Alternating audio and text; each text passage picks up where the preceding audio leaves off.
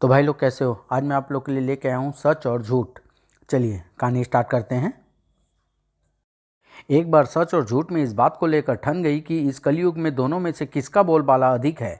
आज के कलयुग में सच बोलने वाले को दुनिया मूर्ख कहती है, क्योंकि सच बोलने वाले को हमेशा भयानक कष्ट झेलने पड़ते हैं।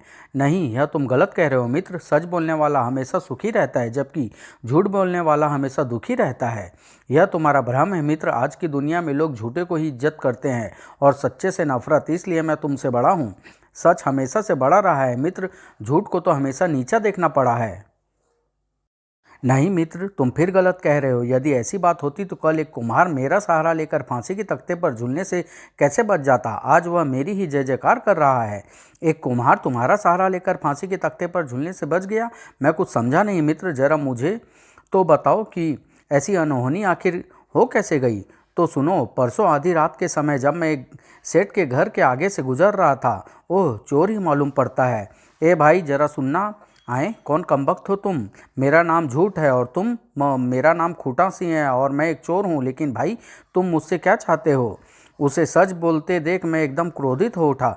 झूठ के सामने खड़े होकर सच बोलते तुम्हें डर नहीं लगा मूर्ख। अरे बाप रे, झूठ। दफ़ा हो जाओ यहाँ से, वरना अभी अपनी जान से हाथ धो बैठोगे। जी फिर कभी मुझे दिखाई मत देना, वरना जान बची लाखों पाए। चोर डर के मारे पोटली वहीं छोड़कर भाग गया।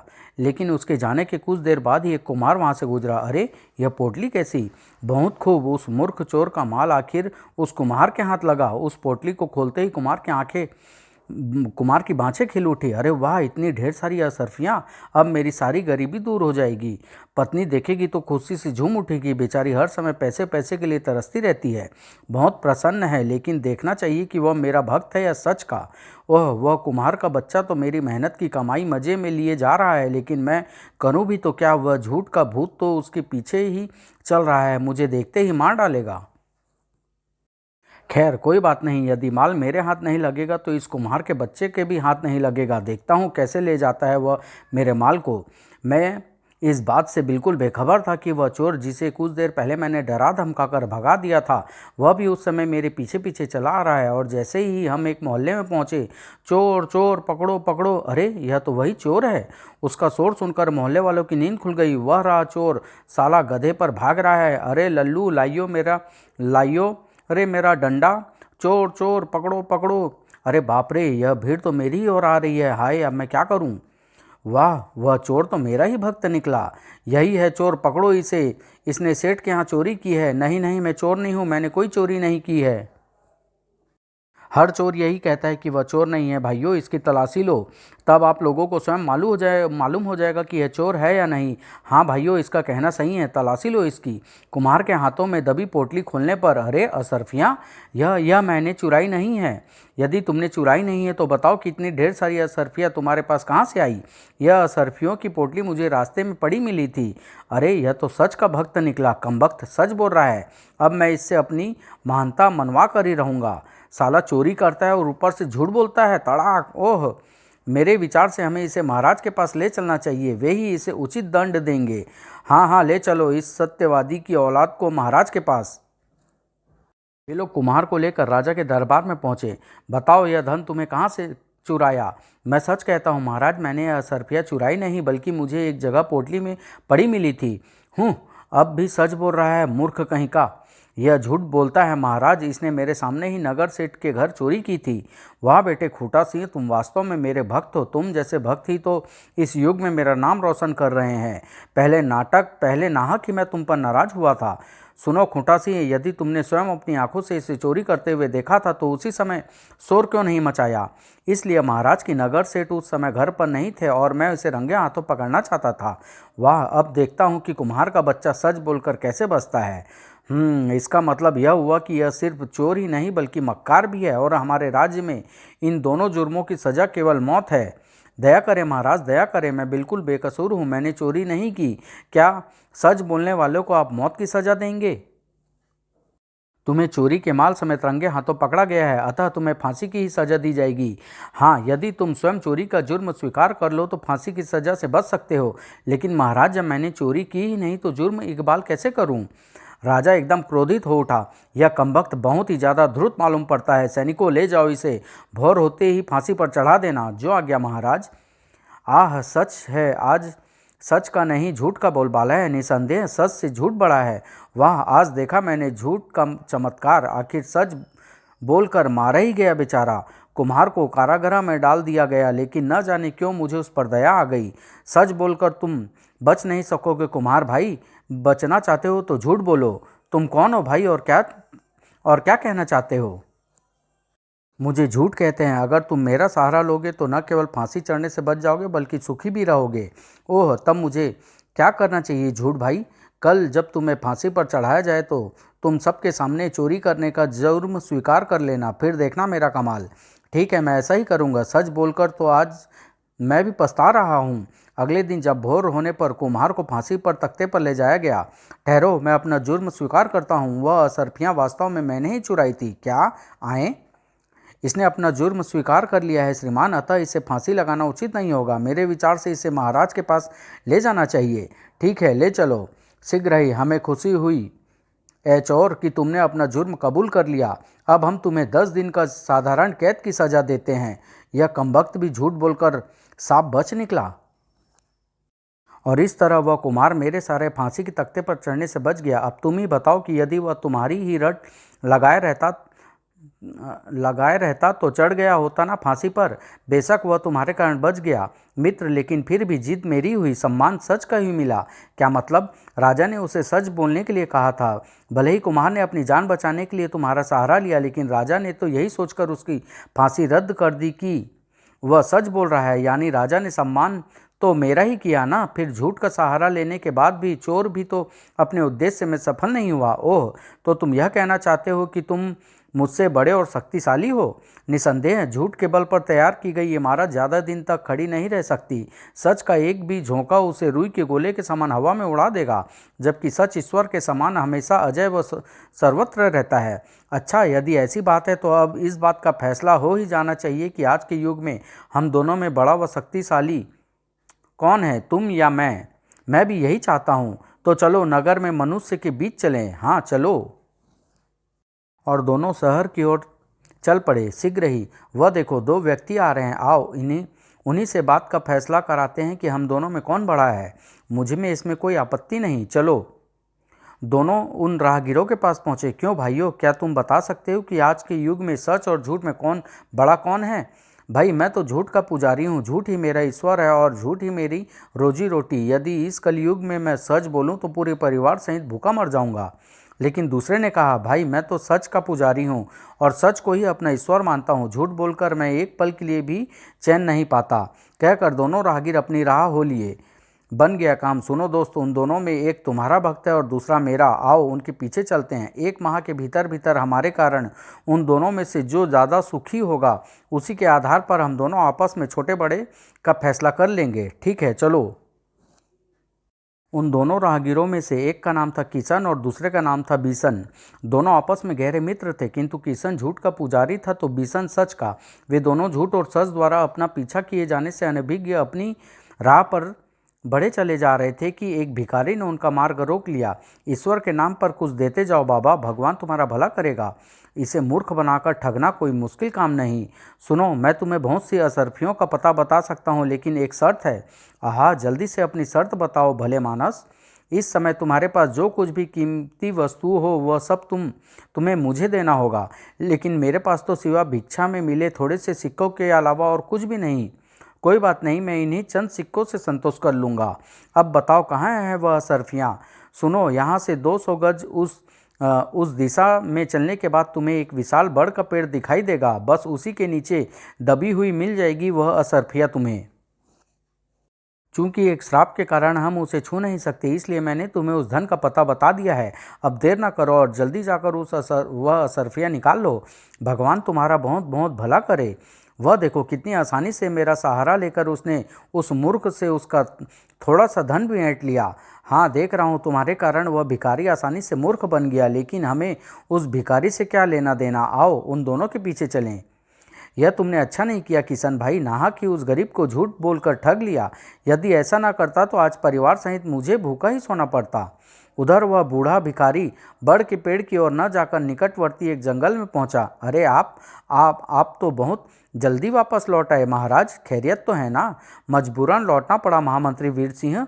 वास्तव में वह भिखारी कोई और नहीं बल्कि उसी देश का राजा चंद्रसेन था, जो छद्मवेश में अपनी प्रजा का हालचाल जानने निकला था, किंतु किशन की बात सुनकर वापस लौट आया था। ऐसी क्या बात हुई है महाराज, बताता हूँ। जब राजा चंद्रसेन ने महामंत्री को सारी बात बताई तो वह आश्चर्यचकित हो उठा। आश्चर्य है महाराज, भला आज के युग में कोई व्यक्ति चंद सिक्कों के बदले बहुत सी असरफियाँ कैसे किसी को यूं ही दे सकता है? लगता है उसने एक भिखारी समझकर आपको ठगने की कोशिश की है। लगता तो मुझे भी यही है, लेकिन मैं उस स्थान की जांच किए बगैर उसके बारे में कोई राय बताना उचित नहीं समझता। यदि उसकी बात वास्तव में झूठी निकली तो हम उसे सख्त से सख्त सजा देंगे। तुम कुछ सैनिकों को लेकर इसी समय मेरे साथ चलो। जो आज्ञा महाराज। कुछ देर बाद इसी बड़े पेड़ के बारे में बताया था उसने। इसकी जड़ को खुदवाइए। जो आज्ञा महाराज। जल्द ही महाराज, यहाँ एक बड़ा सा संदूक पड़ा है। ओह, जल्दी से उसे बाहर निकालो। तुरंत इस संदूक को बाहर निकालकर खोला गया। अरे, इसमें तो विभिन्न प्रकार की सैकड़ों थैलियाँ रखी हुई है। लाओ, एक थैली मुझे दो, शायद इसमें असरफियाँ भरी हो। आहा, स्वर्ण असरफियाँ! सचमुच यकीन नहीं आता महामंत्री जी कि कोई चंद सिक्कों के बदले इतनी स्वर्ण असरफियाँ भी बेच सकता है। ठहरिए महाराज, इन थैलियों में से कुछ रहस्य नजर आ रहा है। रहस्य? कैसा रहस्य? इन थैलियों को आप गौर से देखिए महाराज, रहस्य अपने आप आपकी समझ में आ जाएगा। ओह, समझा। थैलियाँ विभिन्न प्रकार के कपड़ों की है। किसी में सस्ते कपड़ों का प्रयोग किया गया है तो किसी में महंगे रेशमी कपड़े का। हाँ महाराज, और इससे साफ जाहिर हो जाता है कि यह सभी थैलियाँ अलग अलग स्थानों से चुराई गई है। शायद आप ठीक कह रहे हैं महामंत्री जी, यह चोरी का ही लगता है। परंतु एक बात समझ में नहीं आ रही है कि यदि वह दोनों चोर ही थे तो उन्होंने चंद सिक्कों के बदले यह सारा धन मुझे क्यों दे दिया? हाँ महाराज, यह बात निसंदेह उलझन में डालने वाली है। खैर, हम इस संबंध में उन्हीं चोरों को पकड़वा कर उनसे ही पूछेंगे। फिलहाल आप इस धन और सैनिकों के साथ वापस राजमहल चले जाइए। मैं कुछ देर बाद आऊँगा। जैसा आप उचित समझे महाराज, कहकर राजा चंद्रसेन वहाँ से चला गया। सैनिकों, इस संदूकची को उठाओ और खेमे में ले चलो। वहाँ से हम वापस राजमहल की ओर प्रस्थान करेंगे। बहुत अच्छा हुजूर।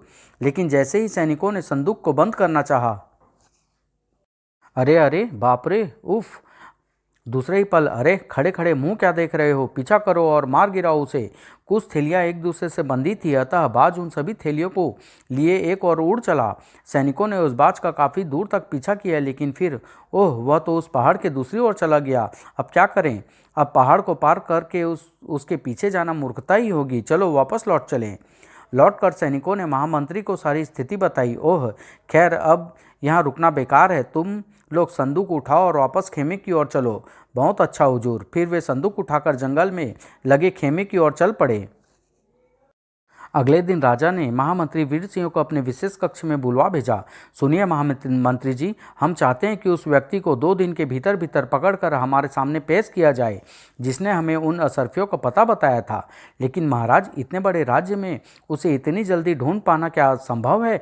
पता नहीं वह किस कोने में रहता होगा। उसे खोजने निकालने का उपाय भी मैंने सोच लिया है महामंत्री जी। जरा अपने कान इधर लाइए। ओह! तब राजा चंद्रसेन धीरे धीरे उसके कान में कुछ कहने लगे। वाह! और कुछ ही देर बाद, सुनो भाइयों सुनो, महाराज की ओर से एक विशेष सूचना। कल एक ऐसा भिखारी पकड़ा गया है जिसने लोगों को ठग कर और चोरी करके दक्षिण के जंगल के पास एक बरगद के पेड़ के नीचे असरफिया से भरी सैकड़ों थैलियां छुपा रखी थी। कल शाम जब वह उन थैलियों को निकाल रहा था तो सैनिकों ने उसे रंगों हाथ पकड़ लिया। अतः उन लोगों को सूचित किया जाता है जिन्हें कि उस भिखारी ने ठगा है अथवा जिनके यहाँ चोरी की है, वे आकर अपने अपने धन को पहचान करें और अपना अपना धन वापस ले जाएं। इसी प्रकार की मुनादी जब किशन के गाँव में हुई, जिन्हें ठगा गया हो अथवा जिनके यहाँ उस भिखारी ने चोरी की हो, वे व्यक्ति राजमहल पहुंचकर राजा से अपना अपना धन वापस ले लें। अरे, कहीं यह मुनादी उसी भिखारी के लिए तो नहीं की जा रही जो कल मुझे उन्हीं जंगलों के पास मिला था? जरूर वही होगा। अब समझा। उस कमबख्त चोर ने संयोग से अपना चोरी का माल उसी बरगद के पेड़ के नीचे छिपा रखा था जिसके बारे में मैंने उसे यूं ही झूठ कह दिया था। मेरे मुंह से अपने छिपे धन की बात सुनकर उसने यही सोचा होगा कि मुझे उसके धन का किसी तरह पता चल गया होगा, अतः वह तुरंत उसे निकालने पहुंचा होगा और सैनिक द्वारा पकड़ लिया गया होगा। बिल्कुल यही बात रही होगी। तभी एक अन्य बात उसके दिमाग में आते ही किशन प्रसन्नता से उछल पड़ा। वो मारा, क्या तरकीब आई है दिमाग में। यदि मैं महाराज से जाकर यह कहूँ कि उस ठग ने मुझे भी लूटा है तो उसे धन में से मेरा हिस्सा भी बन सकता है। भिखारी के मना करते हुए भी महाराज उसे झूठा समझेंगे और मुझे मुंह मांगी धन लौटा देंगे। इस विचार के आते ही झूठा किशन राजा से मिलने के लिए झटपट तैयार होने लगा। बेटे किशन लाल, लगता है तेरी किस्मत के दरवाजे अब खुलने ही वाले हैं।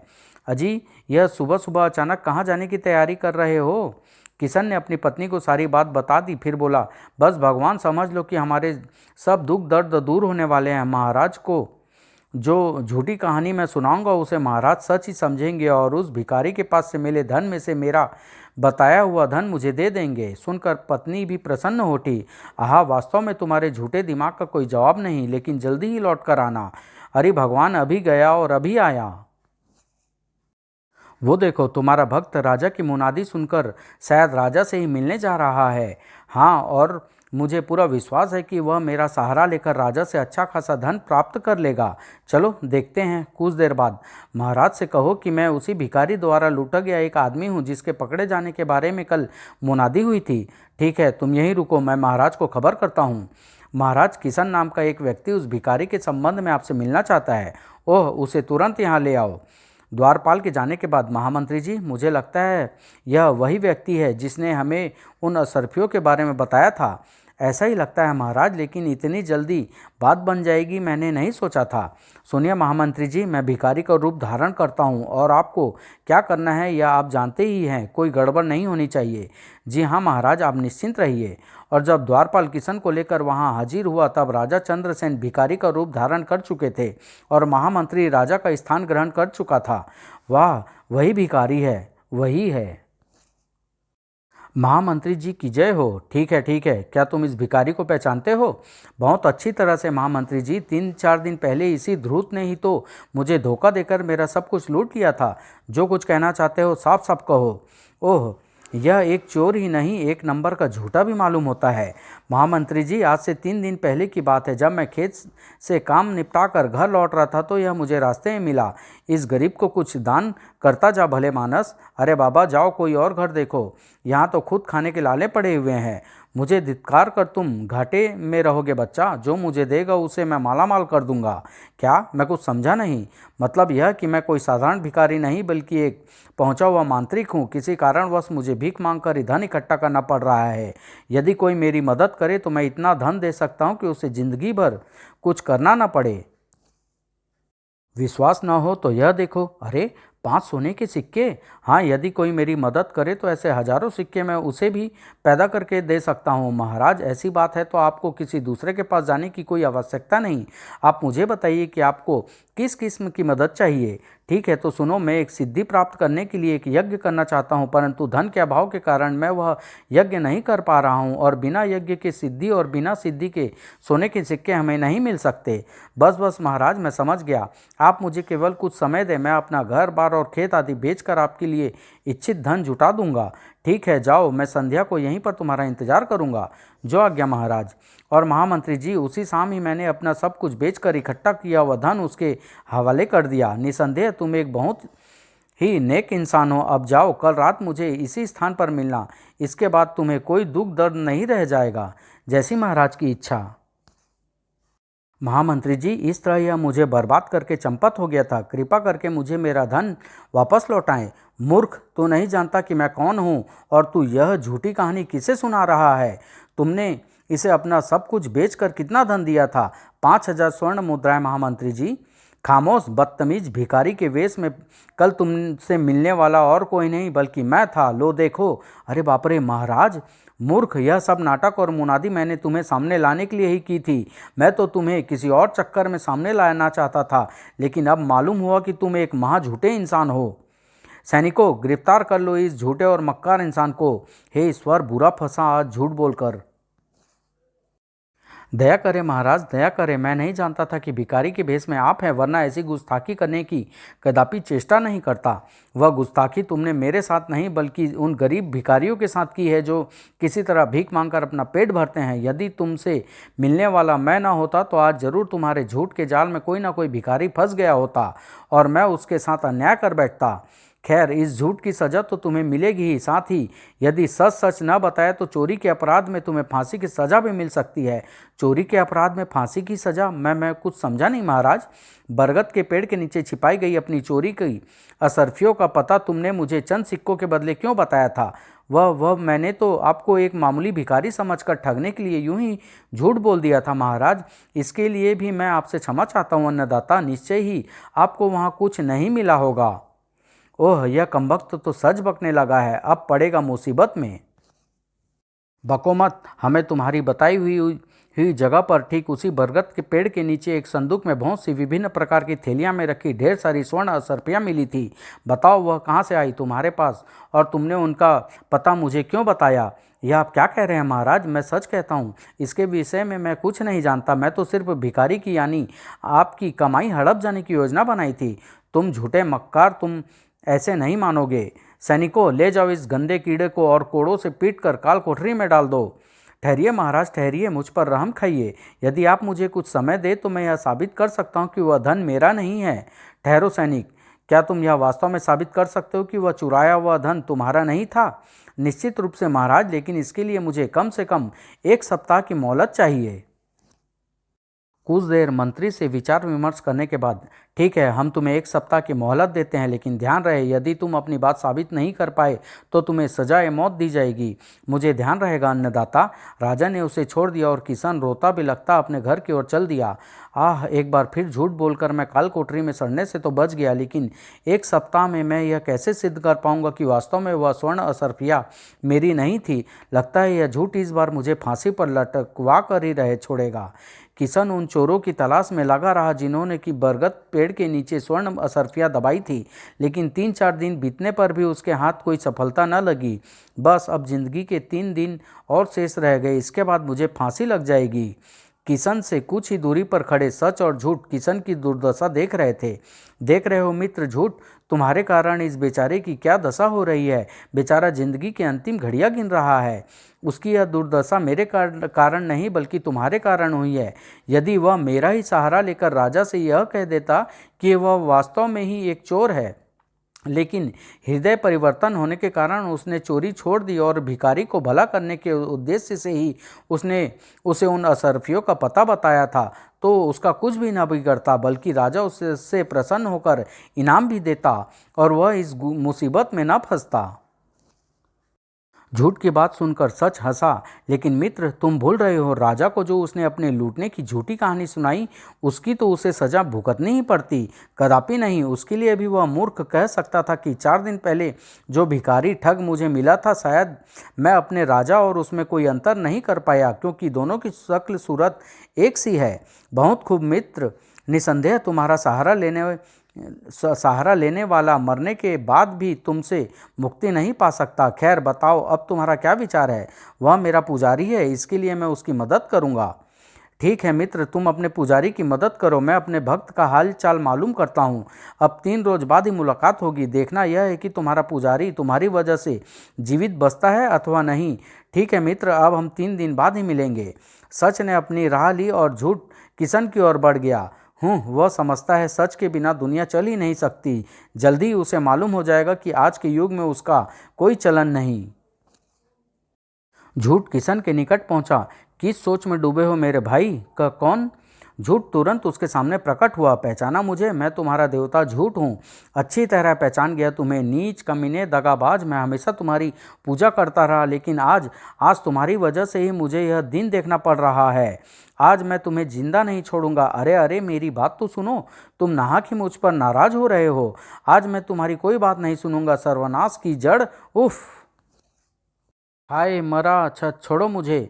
नहीं, आज मैं तुम्हें इस दुनिया से विदा करके ही छोड़ूंगा।